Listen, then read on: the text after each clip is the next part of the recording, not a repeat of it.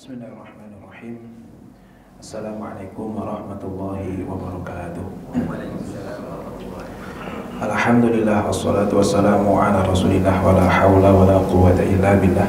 Rabbi shrah li sadri wa yassir li amri wahlul 'uqdatam min lisani yafqahu qawli.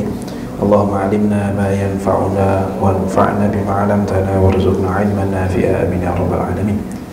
Hadratul mukarramin, hadirin jamaah yang dirahmati Allah Subhanahu wa taala. Alhamdulillah, puji syukur kehadirat Allah atas segala kenikmatan yang Allah berikan, sehingga pada kesempatan kali ini kita bisa kembali hadir di dalam majelis ilmu yang semoga Allah berkahi, yang semoga Allah berikan kepada kita ilmu yang manfaat serta keberkahannya serta manfaatnya, supaya kemudian ilmu yang kita dapatkan itu nanti mengantarkan kepada kebaikan. Karena tidak setiap pengetahuan membuat kita semakin bertakwa kepada Allah, tapi malah membuat kita semakin pinter ngakal-ngakalin hukum Allah. Ini tentu yang bermasalah. Tetapi semoga Allah berikan kepada kita keberkahan dan juga keridhoannya di dalam majelis kita ini, insyaallah. Tak lupa salawat serta salam mari kita sanjung sajikan ke junjungan kita Nabi Muhammad SAW, dengan penuh harap semoga kita termasuk umat yang akan mendapatkan syafaat di yaumil qiyamah. Amin ya rabbal alamin. Baik hadirin yang dirahmati Allah, kita akan membahas satu tema tentang wakalah. Apa itu wakalah? Gampangnya adalah penyerahan pendelegasian tugas. Itu namanya wakalah. Nyuruh orang melakukan pekerjaan yang harusnya kita lakukan atau yang menjadi hak kita kepada orang lain. Nah, baik kemudian nyuruh orangnya itu dengan bayaran atau secara free, gratis. Maka nanti kita akan cari tahu kira-kira pekerjaan apa saja yang bisa kita wakilkan kepada orang, siapa yang tidak. Misalnya jualin motor, bisa apa enggak gitu ya.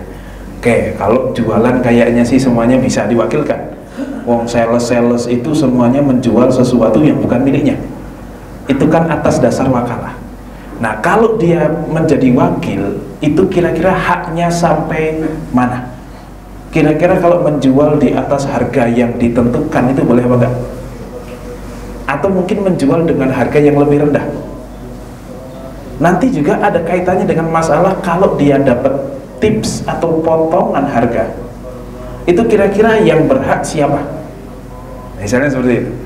Kemudian nanti juga berkait dengan masalah apa saja yang boleh diwakilkan, apa yang tidak. Oke, kalau akad jual beli boleh misalnya. Kalau akad nikah boleh apa enggak? Misalnya. Atau mungkin kalau pergi haji boleh enggak diwakilkan? Nah, kalau haji ibadah boleh diwakilkan, bayar zakat boleh diwakilin enggak? Nyembelih kurban boleh diwakilin enggak? Sholat boleh diwakilin enggak? Nah, kita akan coba bahas mana yang boleh, mana yang tidak. Kemudian apa saja aturannya, sampai mana wilayah kekuasaan yang diberikan, sehingga nanti kalau muncul sesuatu yang di luar kesepakatan itu bagaimana cara menyepakatinya. Oke, itu kurang lebih wakalah yang akan kita bahas adalah sekitar itu. Yang mana namanya wakalah itu mungkin sudah satu hal yang sangat akrab dengan kita semuanya, hanya saja kita tidak tahu namanya atau tidak menyebutnya dengan penyebutan bahasa Arab. Yang kalau dalam bahasa Indonesia, konsep wakalah ini bahkan kata-katanya pun diserap kepada bahasa Indonesia. Wakil. Wakil itu apa? Orang yang kemudian mengerjakan pekerjaan orang lain gitu ya, yang diberikan mandat. Maka wakil rakyat itu orang-orang yang mendapatkan mandat dari rakyat untuk melakukan sesuatu atas kemaslahatan rakyat. Harusnya begitu. Nah, maka wakil itu sudah akrab di telinga kita, karena wakil itu nanti orang yang mendapatkan mandat. Yang memberikan mandat namanya siapa? Namanya muwakil. Namanya muwakil kalau bahasa Arabnya. Oke. Tapi kita akan coba bahas sedikit terkait pengertiannya, bahasa ataupun istilah. Secara bahasa, wakalah itu artinya adalah memelihara. Jadi kalau saya mewakilkan orang atas barang saya, artinya saya sedang memerintahkan dia untuk memelihara barang saya. Minimal tidak merugikan saya. Ngapain saya mewakilkan kepada orang kalau tujuannya adalah untuk merugikan saya? kan enggak?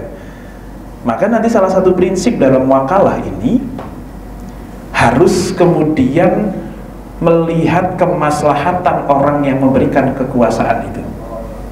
Ini nggak ngomongin masalah pemerintahan saja, kayaknya terlalu jauh Pak kalau kita. Ya masalah kerjaan, jenengan mengerjakan sesuatu yang bukan milik jenengan, ya kan? Misalnya sales, misalnya petugas parkir, itu kan bukan melakukan pekerjaan yang harusnya dia kerjakan. Wong bukan punya dia itu mobil, wong bukan punya dia itu lahan, wong bukan punya dia itu customer. Dia punya bos yang kemudian mewakilkan, ya wis urusan parkir kamu yang urus. Ini wakalah gitu. Maka sejauh mana dia boleh menerima sesuatu, apa saja yang boleh dia lakukan, apa yang tidak boleh dia lakukan, kurang lebih begitu. Nah, maka yang disebut wakalah itu artinya adalah menjaga amanah dari orang yang memberikan kepercayaan itu. Nah, secara istilah Khatib Asy-Syirbini mengatakan tafwidhu syakhsin ma lahu fi'luhu mimma yaqbalu niyabata ila ghairihi liyaf'alahu fi hayatihi, yaitu pemberian kuasa dari seseorang atas pekerjaan yang boleh dilakukannya berupa sesuatu yang boleh diwakilkan pada orang lain untuk dilakukan pada masa hidupnya. Menyerahkan suatu pekerjaan yang boleh dilakukan, nanti kita akan jelaskan satu persatu, untuk kemudian dipekerjakan sama orang lain, yang mana pekerjaan ini syaratnya harus boleh diwakilkan dan dikerjakan oleh orang itu di saat si pemberi kuasa itu masih hidup. Itu namanya wakalah. Oke, kita akan coba bahas satu persatu. Yang pertama, berarti nomor satu, pekerjaan yang diserah terimakan itu, yang diwakilkan kepada orang lain, itu adalah pekerjaan yang boleh dikerjakan oleh si muwakil itu sendiri.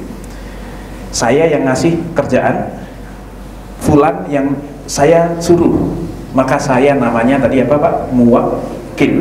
Beliau namanya wakil. Wakil dari siapa? Dari saya.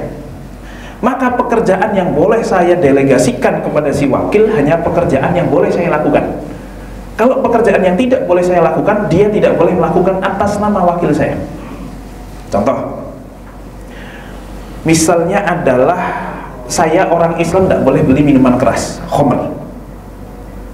Tapi kebetulan customer saya, misalnya saya punya hotel, customer saya itu kebetulan ada orang non muslim yang pengen disediakan khamr di tempat dia. Karena saya muslim, saya tidak bisa melakukan hal itu. Ya wis, saya punya pekerja yang non muslim, kamu deh yang beli khamr, jangan saya. Karena kalau saya nggak boleh, kalau kamu boleh. Nah, dia belikan untuk saya supaya nanti dijual kepada orang tersebut. Boleh nggak nih Pak? Wakalah begini. Nah boleh, kenapa? Karena saya hanya boleh mewakilkan sesuatu pekerjaan yang saya pun boleh melakukan. Meskipun dia boleh melakukan atas nama pribadi non muslim, ya hanya boleh melakukan atas nama pribadi, nggak boleh melakukan atas nama saya. Saya nggak boleh membeli minuman keras. Bisa dipahami Pak ya? Oke, itu yang betul. Contoh yang berikutnya misalnya gini, jual beli atas nama wakil dari anak kecil, itu tidak boleh. Saya mewakili ponakan saya yang yatim itu menjual rumahnya yang dapat warisan dari orang tuanya, itu tidak boleh. Kenapa? Karena si anak kecil itu nggak boleh jual rumah meskipun milik dirinya. Maka dia nggak boleh mewakilkan kepada siapapun untuk menjadi wakil meskipun sudah cakap hukum. Loh, berarti kalau anak kecil gimana dong kalau butuh jual atau apapun itu? Kalau anak kecil namanya bukan wakil tapi wali. Nah, beda konsep nih. Bukan wakil tapi wali. Nah, kalau wali dia berhak, tapi wali pun itu harus amanah dan lain sebagainya. Kalau memang ibaratnya kemaslahatannya adalah untuk dijual, monggo silahkan. Wong wali, tapi wali bukan wakil, sehingga nggak boleh. Ya nggak tahu, pokoknya dia mewakilkan kepada saya nggak tahu ini tuh sebenarnya merugikan atau menguntungkan buat dia, nggak bisa begitu. Kalau wali itu yang bertanggung jawab atas tindakannya itu adalah si wali. Tapi kalau wakil yang bertanggung jawab atas tindakan adalah sang pemberi wakalah. Bisa dipahami Pak sampai di sini ya? Oke. Nah, itu yang pertama. Kemudian yang kedua, pekerjaan yang diwakilkan kepada orang lain adalah pekerjaan yang secara syariat boleh diwakilkan. Ya, contohnya apa? Ya jual beli. akad nikah itu boleh Pak diwakilkan Pak? Baik si walinya atau si mempelai laki-lakinya itu boleh. Wah, saya mau nikah sebenarnya bulan depan tanggal 1, cuman pas tanggal 1 itu saya harus memenuhi undangan kerajaan Saudi di sana untuk melakukan suatu untuk ngisi seminar misalnya. Saya jadi nggak bisa pas tanggal itu, tapi udah terlanjur deal sama KUA-nya sama segala macem lah gitu. Mau nggak kamu jadi wakil saya untuk ijab kabul? Nah, boleh nggak Pak? Atau mungkin ginilah gampangannya, dianya si mempelai laki-laki masih di Azhar, masih di Mesir Pak. Ya kan? Terus mertuanya di Indonesia, mempelai perempuannya di Indonesia, besannya semuanya, keluarganya si dia di Indonesia. Boleh nggak dia menunjuk seseorang untuk wakilin saya dong akad nikah sama bapak fulan ini, nanti saya menerima nikahnya dari perempuan bernama ini. Boleh nggak Pak? Secara hukum boleh. Cuman catatan saja, jangan nunjuk wakil yang lebih ganteng, yang lebih kaya Pak. Bahaya itu, nanti walinya bisa jadi kok cakapan ini gitu kan ya, kok kayaan ini Pak, sama dia aja lah, nggak usah sama yang itu, selesai. Itu catatan saja, tapi secara hukum diperbolehkan. Atau mungkin apalagi misalnya pembayaran zakat boleh diwakilkan, pembelian hewan kurban dan penyembelihannya boleh diwakilkan. Saya yakin di antara jenengan ada yang kurban tapi nggak tahu kurbannya di mana Pak. Pokoknya katanya dibawa ke Sumbawa atau ke NTT, tapi nggak tahu letaknya di mana, sebelahnya kapan, wis pokoknya pasrah saja. Ada kan begitu kan? Nah itu nggak apa-apa, mau menyembelih. Ya.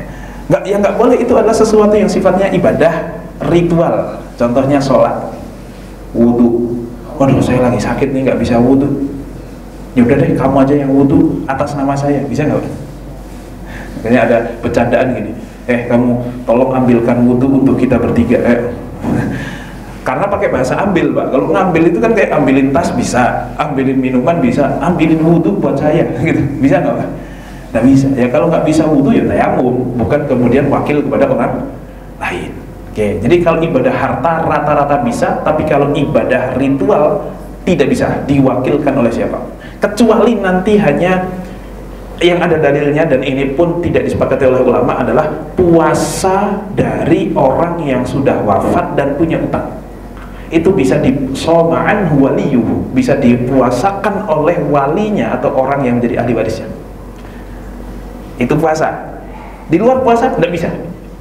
Bisa nggak kita baca Quran kemudian mewakili almarhum? Bisa nggak Pak? Nggak bisa. Kalaupun bisa, bukan mewakili, tapi saya baca Quran, saya dapat pahala. Pahalanya saya hadiahkan buat orang yang meninggal. Ini konsepnya beda lagi nih. Nah gitu. Jadi beda antara memberikan dengan mewakili, itu beda. Oke. Jadi hanya ibadah-ibadah yang bisa. Kalaupun akad rata-rata bisa, tapi kalau untuk ibadah hanya ibadah yang sifatnya maliyah, mengeluarkan harta saja yang boleh diwakilkan. Tapi kalau ibadah yang ritual badaniyah itu tidak bisa diwakilkan. Kemudian yang ketiga, pekerjaan yang diwakilkan harus dilakukan oleh si wakil saat mewakil masih hidup.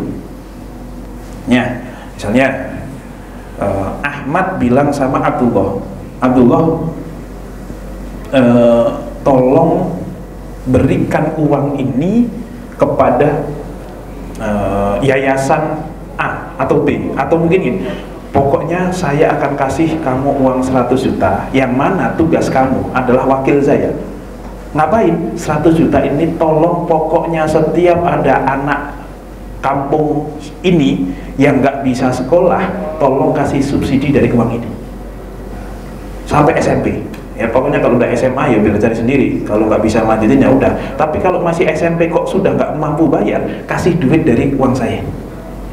Misalnya Pak, ternyata kok baru habis 50 juta, yang 50 juta masih ada. Kenapa? Ya memang belum, ini rata-rata masih lancar, belum menemukan lagi orang yang nggak mampu. Kok si pemberi wakil, si Ahmad tadi sudah meninggal, maka yang 50 juta itu harus dikembalikan ke Ahmad atau ke ahli waris Ahmad.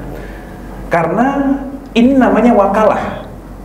Kalau kemudian tolong dilakukan setelah saya meninggal, ya itu namanya wasiat. Nah maka selama ini wakalah, begitu meninggal salah satu pihak, maka selesai akad wakalah harus dikembalikan kepada ahli warisnya.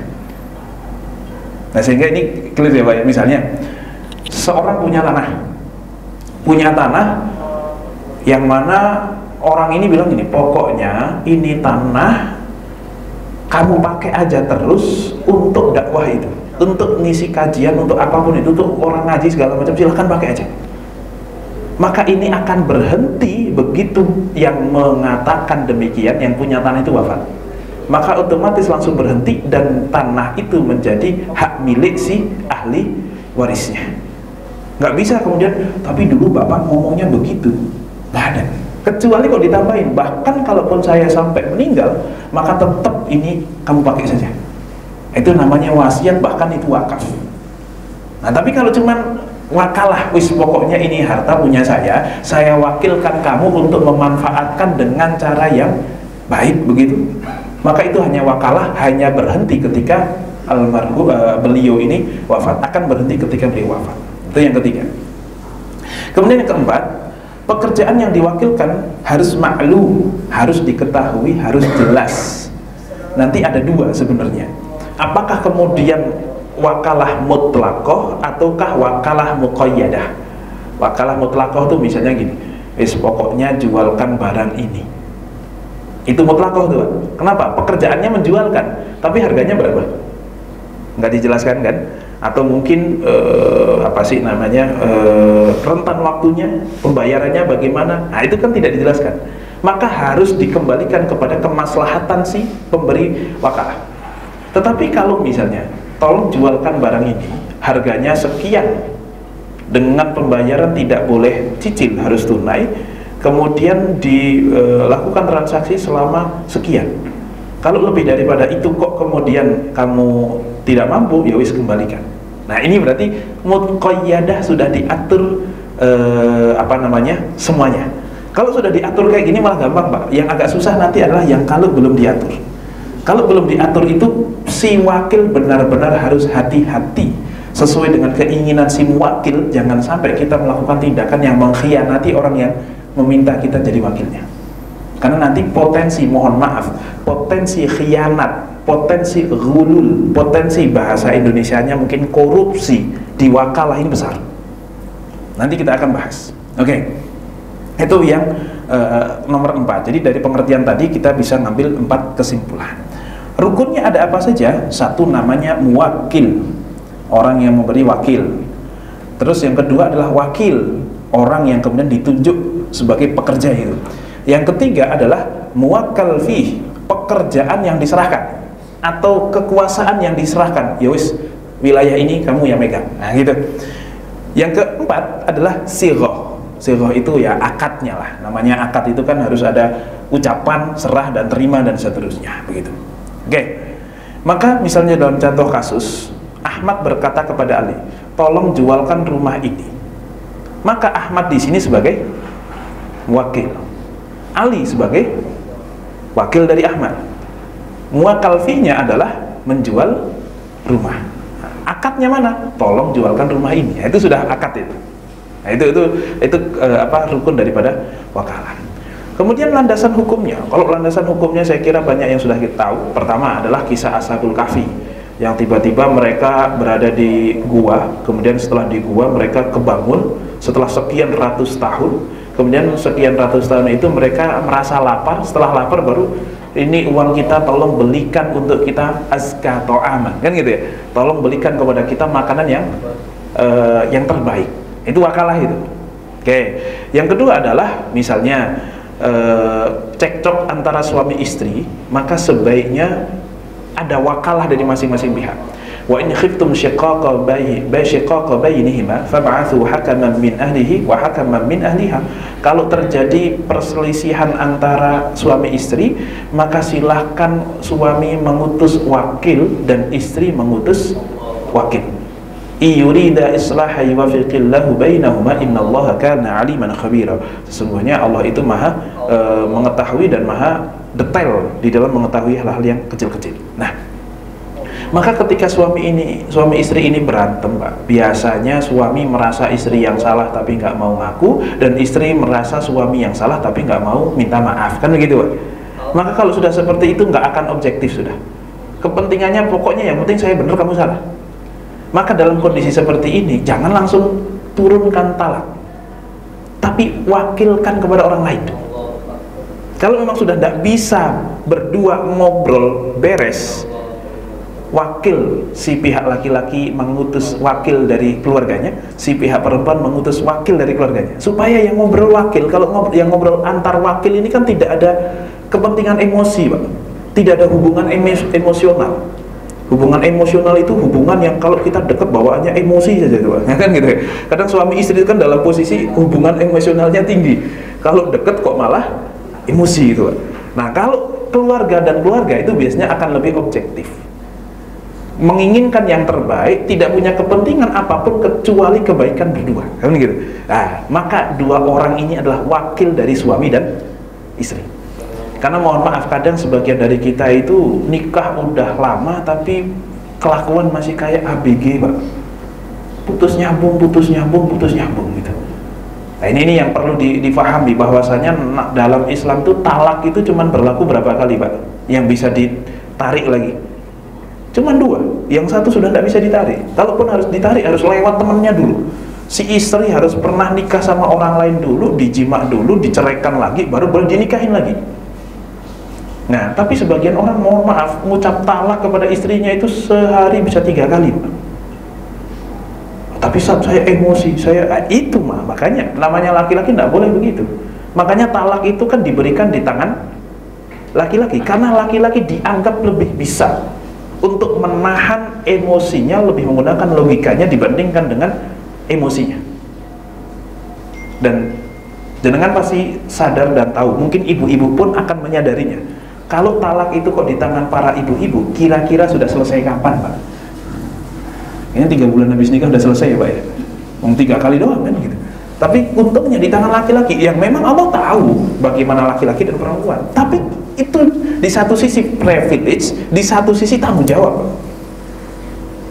Maka seorang laki-laki tidak akan mudah menjatuhkan talak. Kalau dikit-dikit talak, berarti itu bukan laki-laki itu, Pak. Karena fitrahnya laki-laki nggak begitu. Dia akan mengedepankan tanggung jawabnya dibandingkan emosinya, gitu, kurang lebih seperti itu. Tapi ini intinya adalah dalil tentang wakalah lah, gitu aja. Kemudian kalau dari sunnah Nabi, dalilnya banyak. Satu adalah hadis Urwah al-Bariki. Ini yang Rasulullah SAW butuh kambing, terus ngutus Urwah, ini beliin dong 1 ekor kambing, ini duitnya 1 dinar. Sama Urwah dibeliin dapat 2 ekor kambing. Setelah 2 ekor kambing dapat, yang 1 dijual lagi sama Urwah. Wong Rasul butuhnya 1, Pak, dapat 2. Yang 1 dijual, yang 1 ini dijual, harganya dapat dengan harga 1 dinar lagi. Sehingga kembali ke Rasulullah dengan membawa 1 ekor kambing plus 1 dinar. Duitnya utuh, kambingnya dapat. Nah, gitu, Pak. Zaman dulu seperti itu. Dan memang harga kambing masih sekitar 1 dinar, kurang dari itu kan gitu. 1 dinar itu kalau sekarang mungkin 4 juta sekian. Nah, kambing kayaknya sekarang nggak begitu, Pak. Maka sebenarnya tidak ada yang namanya inflasi, Pak. Nggak ada namanya harga-harga kok mahal, itu nggak ada. Rupiah kita yang murah. Oh, nyatanya dari dulu kambing itu harganya 1 dinar. Sampai sekarang kan masih sama. Berarti harga kambing masih sama nggak, Pak? Masih sama. Hanya saja rupiah yang terlalu keseringan turun gitu. Terlalu tawaduk itu, Pak. Jadi turun terus gitu kan, kurang lebih gitu. Nah, ini Urwah al-Bariki. Intinya Rasulullah ngasih kepercayaan kepada Allah, tolong belikan untuk saya. Nah, begitu pula dengan kisah Hakim bin Hizam yang kurang lebih sama. Disuruh beliin 1 ekor kambing, malah dapat 2 ekor kambing, dijual lagi 1 kambingnya dapat 1 dinar, dapat dua-duanya. Oke. Kemudian yang berikutnya, misalnya hadis Abu Rafiq, Rasulullah itu ketika menikahi istrinya yang bernama Maimunah, yang akad nikah itu bukan Rasulullah, tetapi yang akad nikah adalah Abu Rafiq. Jadi Rasulullah diwakili sama Abu Rafiq untuk ijab qabul, untuk qabul itu, ya kan? Walinya mengatakan begini, maka wakilnya mengatakan, saya terima nikahnya Maimunah binti ini untuk Rasulullah, bukan untuk diri sendiri gitu ya, untuk Rasulullah SAW dengan mahar ini, deal, selesai gitu. Jadi diperbolehkan hal itu terjadi, meskipun nikah itu terlalu sakral untuk tidak dihadiri oleh mempelai, Pak ya. Tapi secara ilmu bisa. Makanya banyak orang-orang alim itu yang lebih sibuk cari ilmu dan nikah saja. Untuk akad nikah saja tidak sempat sampai akhirnya diwakilin. Tapi kalau kita untuk akad nikah itu cutinya 1 bulan sudah. Kenapa? Itu hal yang sangat sakral, penting dan lain sebagainya. Padahal ya tidak harus sakral itu, tidak harus semewah itu ya. Kadang kita yang terlalu membuat dia, ya memang sakral, di satu sisi memang sakral, tetapi nggak usah berlebihan di dalam mempersiapkan hal-hal yang nggak penting pun dipersiapkan semuanya. Oke. Kemudian yang berikutnya, seluruh ulama juga sepakat bahwasanya akad wakalah ini adalah satu hal yang diperbolehkan di dalam Islam. Berikutnya lagi, ketentuan dari akad wakalah. Ada beberapa ketentuan yang harus kita fahami. Yang pertama, syarat si wakil dan muwakil ada 2. 1, punya ahliyah. Yang kedua, punya wilayah. Ahliyah itu apa? Dua-duanya, baik si wakil ataupun muwakil, itu harus orang yang cakap hukum kalau bahasa Indonesianya. Cakap hukum itu artinya mukallaf. Mukallaf itu ya berarti harus baligh dan berakal. 2 hal itu. Maka kalau misalnya salah satunya gila atau salah satunya belum baligh, berarti akad wakalah tidak akan pernah bisa terjadi. Itu yang nomor 1. Yang nomor 2 adalah wilayah. Wilayah itu apa? Si pemberi kuasa harus menguasakan sesuatu yang dia punya kekuasaannya. Saya punya motor, saya meminta orang lain untuk menjualkan motor saya. Boleh, kenapa? Motor itu punya saya. Yang nggak boleh adalah saya nggak punya motor, saya nyuruh orang lain untuk jualin motor orang. Ini saya nggak punya wilayah itu. Maka wakalah hanya berlaku untuk sesuatu yang memang si pemberi kuasa itu punya kekuasaan atas hal itu. Nah, kurang lebih demikian. Maka misalnya gini Pak, seorang perempuan boleh nggak mewakilkan seorang ustadz untuk menjadi walinya, untuk dinikahkan kepada orang lain? Boleh nggak Pak? Kenapa kok nggak boleh? Karena dia, si perempuan ini nggak punya kuasa untuk menikahkan dirinya, sehingga ngapain dia mewakilkan sesuatu yang dia pun tak punya? Tapi banyak nggak Pak yang nggak gini? Biasanya yang agak di Korea, di Hong Kong, di Taiwan begitu tuh Pak. Ini agak ngeri nih. Bahkan malah sebagian itu, ya saya pun pernah ditawarin Pak, Ustaz mau nggak jadi wakil dari wali untuk menikahkan seorang janda yang pokoknya nggak disetujui lah sama keluarganya sana, karena masih agak ada hubungan ikatan sama suami sebelumnya, gitu. Ribet banget. Lah gimana seorang perempuan kok mewakilkan, memberikan kekuasaan kepada saya yang dia sendiri tidak punya kekuasaan itu? Maka tidak boleh itu. Akad nikahnya nggak akan pernah sah. Yang boleh mewakilkan kepada saya siapa Pak? Ya walinya, bukan si pihak perempuan. Dan ini banyak terjadi Pak. Ini banyak terjadi gitu. Pernikahan yang model begini. Meskipun bahkan ya, jadi mirisnya itu kalau ke Hong Kong atau Korea atau apa itu ya, mohon maaf, kadang TKW ini pada nikah sama orang padahal mohon maaf, ya agak mending lah kalau di rumah di Indonesia dia tidak punya suami Pak. Ya kalau masih punya suami itu jauh lebih susah. Dari mana-mana sudah salah itu. Kalau dia kok nggak punya suami, oke. Kemudian dianggapnya sang ustadz itu wali hakim, bisa.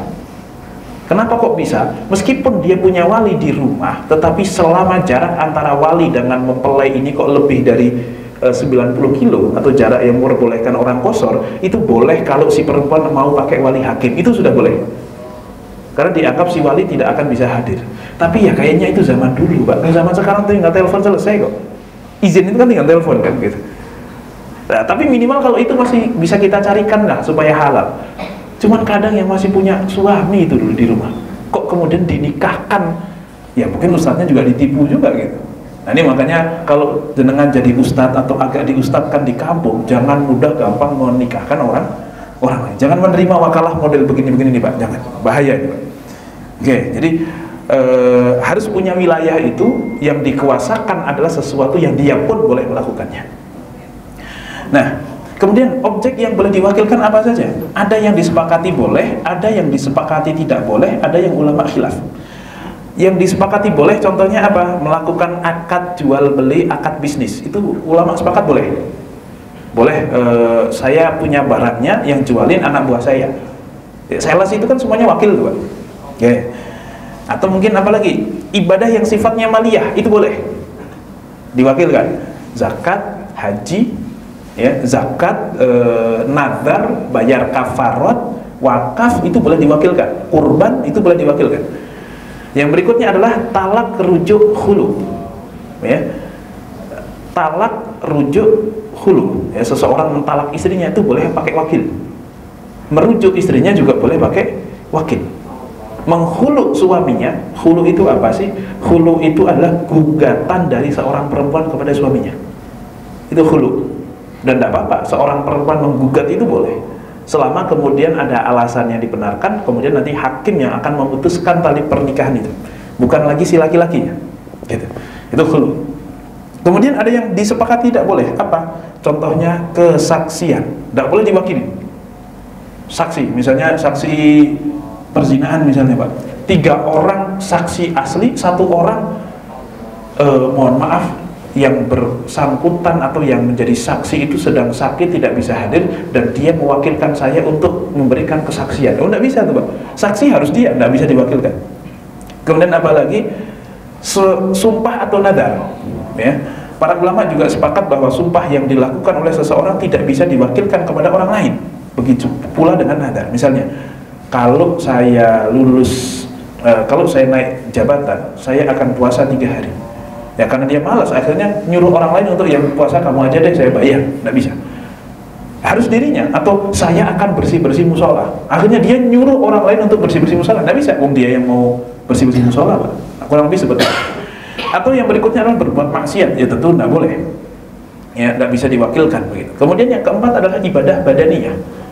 Ya, kayak misalnya ya sholat, puasa, mandi janabah, wudhu dan seterusnya. Tapi ada yang diperselisihkan. Misalnya 1, haji dan umroh. Haji dan umroh ini sesuatu yang kemudian ulama berbeda pendapat ketika orangnya masih hidup. Kan kalau orangnya sudah meninggal namanya bukan wakalah tapi wasiat, ya kan? Kalau wasiat maka ulama sepakat boleh haji kok diwasiatkan, boleh. Kalau saya meninggal tolong hajiin buat saya, boleh. Badal haji namanya. Itu tidak apa-apa. Tapi kalau orangnya masih hidup, orangnya masih hidup hanya saja dalam kondisi yang sudah tidak memungkinkan. Usianya sudah 80 tahun, kemudian sudah lumpuh. Kalaupun perjalanan jauh tidak memungkinkan, boleh nggak dia dibadalkan haji atau umroh? Ini mungkin kalau yang mau haji atau umroh punya kakek atau nenek yang sudah seperti itu kondisinya, boleh atau tidak? Nah, ulama berbeda pendapat tentang ini. Ya. Pandangan jumhur ulama atau mazhab Syafi'i diperbolehkan selama kemudian memang secara fisik tidak memungkinkan untuk datang sendiri, meskipun orangnya masih hidup, dan memang bisa dikatakan la yurja bur'uhu. Kalaupun sakit bukan sakit yang diharapkan kesembuhannya. Kalau misalnya kenapa kok nggak haji sendiri? Saya lagi kena DBD, jadi saya wakil aja sama orang. Bisa nggak Pak? Nggak bisa, karena DBD yurja bur'uhu, masih diharapkan kesembuhannya. Tapi kenapa kok nggak berangkat sendiri? Ya saya udah lumpuh 10 tahun, nggak bisa ngapa-ngapain. Ya sudah, kira-kira diharapkan nggak kesembuhannya? Nah kalau sudah tidak, ya wis, berarti sudah boleh diwakilkan. Nah itu menurut sebagian ulama. Kemudian yang berikutnya lagi apa? Nikahnya seorang wanita. Dalam pandangan jumhur ulama, wanita tidak punya hak untuk menikahkan dirinya sendiri, sehingga dia tidak boleh mewakilkan kepada siapapun untuk menjadi walinya, kecuali mazhab Hanafi mengatakan wanita boleh menikahkan dirinya sendiri. Boleh menikahkan dirinya sendiri, sehingga dia bisa menunjuk wali yang dia kehendaki untuk menikahkan dirinya. Tidak harus kemudian orang tuanya. Jadi dalam pandangan mazhab Hanafi itu perempuan lebih berhak atas dirinya dibandingkan walinya. Tetapi kalau menurut jumhur ulama, perempuan itu adalah hak dari walinya. Bahwa perempuan boleh memilih, kok ternyata nggak cocok gitu ya, memilih untuk tidak melanjutkan, itu dalam jumhur ulama ada juga pilihan khiyar itu. Gitu ya, ternyata kok Pak, yang benar saja, masa saya cakep begini, semua orang pengen sama saya, pendidikan saya tinggi segala macam, kok dinikahkan sama orang yang mohon maaf udah tua, udah gini, pokoknya nggak level sama sekali, cuman gara-gara dia kaya. Saya nggak mau. Itu si perempuan punya hak untuk meminta kepada hakim mau menceraikan. Saya nggak mau. Itu bisa. Meskipun bapaknya punya hak untuk menikahkan secara paksa.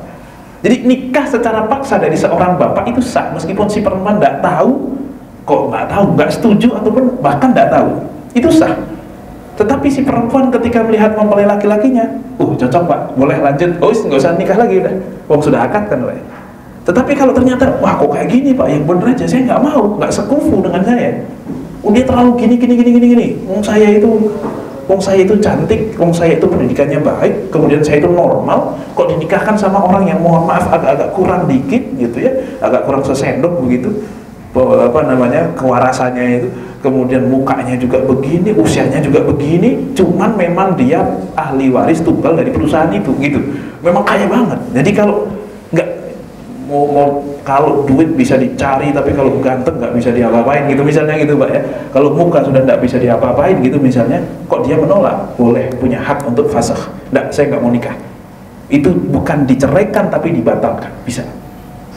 Ya, tapi kalau madhab Hanafi, perempuan boleh menikahkan dirinya sendiri sehingga dia berhak untuk menunjuk wali siapapun yang dia kehendaki untuk jadi walinya. Nah, ini makanya yang tadi TKW itu sebenarnya asalkan kok punya masih single gitu ya, atau sudah single, itu sudah boleh, gampang gitu, bisa lah dihalalkan gitu ya, meskipun jangan bermudah-mudah dalam kondisi seperti itu. Tetapi kalau yang masih punya suami itu nggak ada kata lain kecuali itu perbuatan zina itu. Nah itu kurang lebih seperti itu. Oke, kemudian yang berikutnya zihar. Oke. Dan yang berikutnya, akad wakalah itu adalah akad jaiz. Apa itu akad jaiz? Akad yang tidak mengikat. Jadi pak, misalnya gini, pak tolong jualin motor saya ya, gitu kan. Maka kalaupun kita sudah bilang iya hari ini, terus 2 hari kita berusaha kok nggak dapat, terus udah pak saya nggak mau, udah berhenti, saya nggak mau jadi wakil bapak, itu boleh, sepihak boleh. Timur. Yang kedua, wakil tidak wajib mengganti bertanggung jawab atas kehilangan harta yang diwakilkan. Misalnya gitu, ada orang menitipkan kepada saya, ini tolong nih 200 juta kamu gaji kepada karyawan saya, kamu bagi kepada karyawan saya dengan nominal yang sudah ditentukan masing-masing. Kok di tengah jalan dia dirampok pak? Yang kehilangan atau yang tanggung jawab adalah si wakil, atau itu adalah keapesan dari pihak si muwakilnya? Wajib tanggung jawab nggak si wakil ini pak? Tidak wajib. Kenapa? Ya karena dia cuma disuruh. Resiko yang terjadi atas harta itu tetap ditanggung oleh si pemilik harta, bukan orang yang diwakilkan. Kecuali kok ada klausul, oke, saya bayar kamu lebih tapi tanggung jawab atas kerusakan dan kehilangan misalnya. Nah itu baru bisa. Oke. Kemudian yang berikutnya, wakil harus bertindak untuk kemaslahatan muwakil. Misalnya si pemberi wakalah itu pokoknya cuma bilang saya jual, tolong jualkan motor saya, tanpa kemudian memberikan batasan harganya berapa. Maka harus kemudian memberikan harga yang terbaik, minimal harga pasaran. Kalau misalnya nih harga pasaran 10 juta, terus ada yang nawar 11 juta, boleh nggak si wakil hanya menyerahkan 10 juta saja pak? Boleh nggak? Nggak boleh. Si wakil harus menyerahkan 11 juta. Bahkan kalaupun misalnya si pemberi wakil itu bilang pokoknya jual motor saya ini harga 10 juta, kok ternyata dia berhasil menjualnya dengan harga 11 juta, boleh nggak si wakil ini kemudian ngambil 1 jutanya, yang 10 jutanya diserahkan? Boleh nggak pak di sini? Tetap nggak boleh. Harus diserahkan 11 juta semuanya. Ini pak, kira-kira pak, kalau ada seorang karyawan dari seorang bos, si bos nyuruh beliin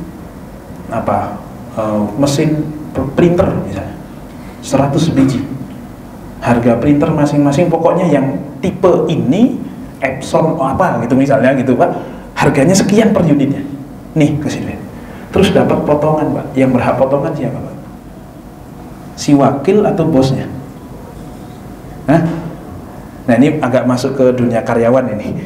Ini yang berhak untuk dapat untung itu ada si wakil atau bosnya, Pak? Berarti kalau si karyawan ngambil uang ini, itu uang apa itu, Pak, kira-kira? Nah, ini praktek yang agak sering terjadi. Kecuali kok diizinkan. Kalau diizinkan nggak apa-apa. Atau pokoknya saya nggak mau tahu dapatnya harga segini. Kalau kamu dapat lebih murah daripada itu, sisanya buat kamu. Oke, free. Tapi selama tidak ada klausul itu, maka semuanya harus diterangkan kepada si pihak pemberi wakalah atau si muwakil. Kenapa? Karena kita bertindak atas kemaslahatan si muwakil, bukan untuk diri kita sendiri. Maka keuntungan yang timbul dari situ ya harus disampaikan. Kalaupun ada, wah tidak masuk ini harganya gini-gini, ya kita pun sampaikan kan pastinya. Kita kan juga nggak mau nombok kalau misalnya kok harganya kurang, misalnya harganya uangnya yang diberikan kurang misalnya. Sebagaimana Rasulullah kemudian menerima 1 dinar yang dikasih sama Urwah al-Bariki ini. Oke, ini contohnya saja. Oke, nah jadi harus seperti itu. Demikian juga menurut Syafi'iyah, seorang wakil yang diminta untuk menjualkan barang milik muwakil tidak boleh menjualkan barang tersebut kepada dirinya sendiri. Misalnya, pokoknya jual aja motor ini. Wah kok bagus nih, saya aja deh yang beli. Berapa harganya? 9 juta saja deh. Saya beli dengan harga, bos laku 9 juta. Boleh nggak seperti itu? Tidak boleh. Kenapa? Karena di situ ada conflict of interest. Konflik kepentingan. Si pihak wakil harusnya melakukan sesuatu yang demi kemaslahatan bosnya. Berarti harga tinggi atau harga rendah, Pak? Harga tinggi kan?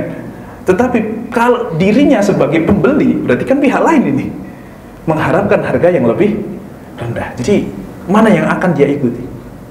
Nah, ini akan jadi masalah nanti.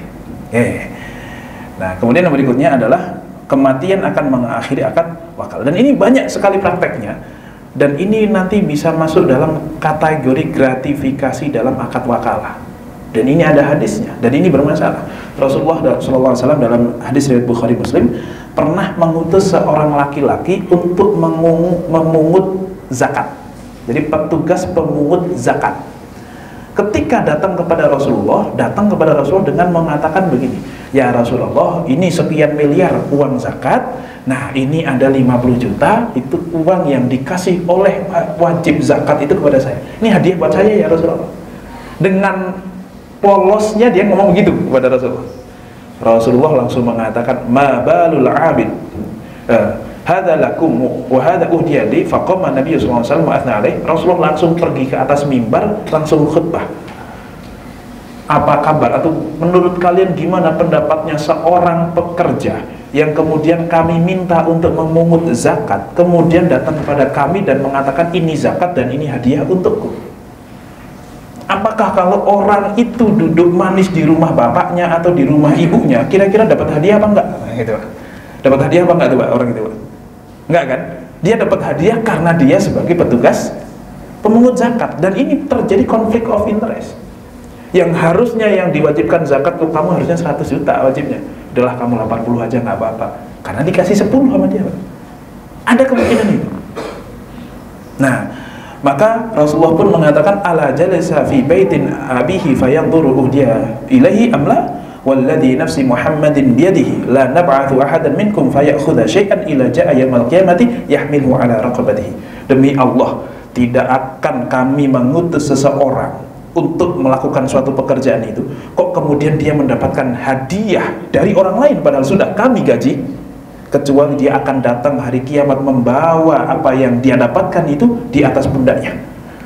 Kalau seekor unta ya dia akan membawa unta yang sambil mengaum atau apa. Rogo itu suara unta, nggak tahu suara unta itu kayak gimana, Pak. Kalau singa kan mengaum, kalau unta namanya rogo. Itu bahasa Indonesianya apa kita nggak tahu, Pak ya. Atau kalau ekor sapi ya, sapi yang akan mengembo ya, berbunyi mo gitu. Pokoknya gitu. Dia akan membawa seluruh yang dia terima atas nama hadiah itu di atas pundaknya di hari kiamat. Ini sebagai contoh kecil, Pak. Misalnya petugas parkir, gampangnya petugas parkir, Pak, yang tidak boleh dikasih tips. Kalau di sini kan petugas parkir ya petugas parkir kan Pak ya, security gitu dan seterusnya kan petugas saja. Bayarnya kan ya sudah di kasirnya sendiri kan gitu. Kemudian kita ngasih tips kepada dia, boleh nggak Pak? Kita sebagai customer nih masuk ke sini, boleh nggak ngasih tips kepada dia? Sebenarnya hukumnya nggak boleh Pak. Kenapa? Ada konflik of interest Pak nanti. Di mana? Di satu sisi dia digaji sama bosnya, tapi di satu sisi saya ngasih dia, sehingga dia punya perasaan harus mencarikan parkir untuk saya. Apalagi tiap hari saya parkir sama dia, setiap hari saya ngasih. Itu pasti Pak, ada satu tempat parkir yang dia wis pokoknya yang lain suruh ke sana lagi. Tapi kalau saya yang datang langsung dikasih yang itu. Ini kan merugikan customer yang lain, yang mana si bos berharapnya semuanya disamakan. Kok kemudian dispesialkan? Ini ada konflik of interest. Apalagi misalnya petugas atau montir bengkel yang harusnya montir bengkel itu punya SOP dari bosnya, pokoknya kalau kerusakannya kok sudah lebih dari 50% ganti, kalau nggak ganti kami nggak menerima pekerjaan itu, karena ini terkait dengan masalah masalah integritas kita. Takutnya nanti ada yang bermasalah yang disalahkan kami segala macam. Pokoknya kalau kerusakan sudah lebih dari 50% wajib ganti. Tapi karena udahlah nggak apa-apa, bisa diakalin nggak? Bisa sih, tapi secara SOP ini sudah nggak bisa diakalin ini. Harusnya ini sudah harus ganti. Tapi kalau saya ngerjain sebenarnya bisa. Ya wis, nih, udah kerjain. Tapi tetap atas nama bengkel itu Pak. Ini kan ada konflik of interest. Ini adalah al-ghulul. Inilah yang disebut khianat, inilah yang disebut korupsi itu. Maka nanti Rasulullah bersabda dalam hadis riwayat Ahmad, hadayal umal ghulul. Hadiah untuk pekerja itu adalah suatu ghulul, suatu pengkhianatan atau korupsi. Kenapa? Memungkinkan ada konflik of interest. Misalnya nih, mohon maaf, supir disuruh bosnya untuk wes kamu servis ini, servis mobil itu, misalnya AC-nya rusak, wes servis kamu. Terus dia pergi ke bengkel, cari yang paling murah dan paling bagus. Harusnya kan gitu Pak. Dikasih duit 1 juta, ternyata cuma 800.000. Harus dikembalikan nggak yang 200.000? Wajib. Nah kalau setelah Pak ini sisa 200.000, wah udah buat kamu aja. Itu yang diharapkan kan memang Pak ya. Dan nggak apa-apa kalau itu terjadi. Tetapi tidak boleh kok kemudian pokoknya setiap bengkelnya mobil bosnya rusak selalu dikasih ke bengkel yang itu. Kenapa? Karena si bengkel yang itu pasti akan ngasih tips kepada saya karena sudah membawakan mobil bos ke situ terus. Ini kan ada konflik of interest Pak. Bos pengennya yang termurah dan terbaik, tetapi dirinya pokoknya saya dapat dari sana dan dari sini. Ini jadi masalah. Kecuali kok diizinkan oleh bosnya. Jadi ngasih tips kepada pekerja itu tidak boleh kecuali kok dikasih izin sama bosnya. Imam Ibnu Hajar al-Asqalani mengatakan di dalam hadis tadi ada beberapa faedah, salah satunya melarang untuk kemudian seorang pekerja itu menerima hadiah dari orang yang menjadi orang-orang yang nanti ketentuan hukumnya itu akan bergantung kepada dirinya. Misalnya penentuan harga lah, penentuan apa segala macam bergantung kepada dirinya. Maka dia tidak boleh menerima dari orang-orang yang akan bergantung nasibnya itu kepada kita. Kita harus tetap objektif sebagaimana titah dari atasan. Wa mahallu dzalika idza lam ya'dzan lahu al-imam. Dan kondisi itu jika kemudian sang bos tidak mengizinkan. Tetapi kalau bos kok mengizinkan maka tidak masalah, karena di dalam hadis riwayat Tirmidzi Rasulullah bersabda kepada Mu'adz bin Jabal, ba'atsani Rasulullah sallallahu alaihi wasallam ila Yaman, Rasul mengutusku kepada Yaman, maka Rasul bersabda kepadaku, la tusibanna syai'an bighairi idzni fa innahu ghulul. Jangan sampai kamu ambil sesuatu kecuali atas izinku, karena kalau yang di luar izinku itu berarti adalah suatu tindakan korupsi atau ghulul. Nih Pak, ini makanya agak susah nih Pak. Banyak yang model begini ya Pak ya. Yang kemudian ya kwitansi kosong lah, yang model-model begitu tuh Pak. Ini masalah nih Pak. Dan ini kok kayaknya sudah menjadi satu kebiasaan di tengah-tengah kita untuk ngasih tips. Ya ngasih tips itu bagus, tidak salah gitu. Selama kemudian memang di area yang diperbolehkan. Tapi jangan kemudian ngasih tips untuk sesuatu yang tidak diperbolehkan. diperbolehkan. Takutnya nanti misalnya cleaning service, semudah cleaning service Pak misalnya, kalau disuruh bos yang ini atau disuruh kan cleaning service biasanya disuruh untuk beliin makanan-makanan dari karyawan yang ada misalnya gitu Pak ya. Kalau karyawan yang ini itu cepat, dia pasti langsung datang. Kenapa? Dia suka ngasih lebih. Kalau yang ini suka diterakhirkan. Ini kan jadi, padahal si cleaning service ini diminta oleh bos untuk menyamakan, untuk melayani semua yang ada. Kok dia berbuat tidak adil atas karyawan-karyawan yang ada karena tips itu yang terjadi? Berarti kan di situ ada konflik of interest. Bisa dipahami Pak ya di sini ya. Jadi makanya yang kayak gitu tuh meskipun kecil harus hati-hati Pak. Makanya jangan terlalu, kadang kita itu ya Pak ya, jangan terlalu merendahkan orang-orang yang korupsi gede-gedean itu. Kenapa? Jangankan kok di depan mata kita ada yang gede, yang kecil aja kita sikat Pak. Kita tidak korupsi hanya karena tidak ada kesempatan mungkin. Sedangkan mereka ya memang ada kesempatannya, maka nggak boleh korupsi yang gede. Nah kita yang kecil aja kita sikat, kok gimana kalau gede? Nah ini makanya semoga ilmu ini bisa difahami dan bisa dipraktekkan. Tentu kita tahu nanti diperbolehkan jika diizinkan dan tidak diperbolehkan jika tidak diizinkan. Maka yang sekiranya tidak diizinkan bisa kita hindari. Untuk kemudian kemaslahatan bersama, jangan sampai ngambil duit yang haram kok kecil. Apalagi yang gede Pak ya. Cuman kan kalau gede itu agak wajar gitu Pak ya. Udah kecil haram lagi, ini kan sengsara Pak. Oh ya mending sabar gitu. Kalau 3 triliun di depan mata kok bisa kita korupsi, kira-kira gampang nggak Pak sabar dari 3 triliun itu Pak? Setelah sekian lama kita berdarah-darah beli apa-apa harus nyicil Pak. Dapat 3 triliun di depan mata secara mudah tapi haram. Kan susah untuk sabar Pak. Wong 3 miliar. Tapi kalau cuma 3.000, 30.000, 3 juta, mau ya sabar, wong kecil Pak. Kan gitu Pak. Nah ini makanya nggak usah udah kecil haram lagi. Bukan berarti kalau gede haram nggak apa-apa Pak ya, tapi udah kecil kok haram, ini kan apa gitu yang dibela-belain itu apa gitu kurang lebih. Nah kurang lebih seperti itu. Semoga bisa difahami terkait dengan akad wakalah ini. Sebelum kita akhiri, mungkin ada yang ingin disampaikan, ditanyakan, monggo jika ada. Allahu a'lam bishawab. Ada yang mau ditanyakan Pak? Atau cukup? Karena sudah jam 1. Cukup semua ya? Bisa difahami Pak insyaallah ya. Oke. Baik, kalau gitu kita akhiri kajian kita pada kesempatan siang hari ini. Kurang lebihnya mohon maaf. Semoga kita dimudahkan untuk mencari harta yang halal, yang berkah, dan semoga kita semuanya dihindarkan dari harta-harta yang haram yang membuat bencana untuk dunia akhirat kita.